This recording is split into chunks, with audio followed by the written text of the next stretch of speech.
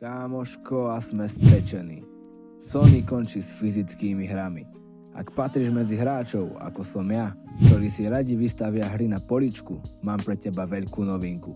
Sony oznámilo, že od roku 2028 už nebude vydávať nové PlayStation hry na fyzických diskoch.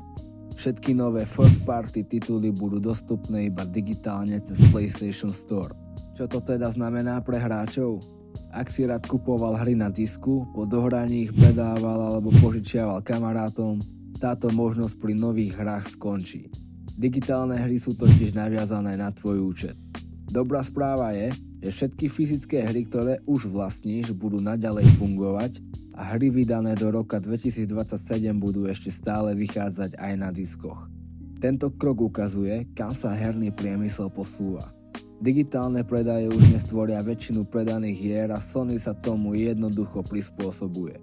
Otázkou však zostáva. Chceme sa k tomuto prispôsobiť aj my? Je to naozaj výhra pre hráčov? Alebo tým strácame slobodu vlastniť hry, ktoré sme si kúpili?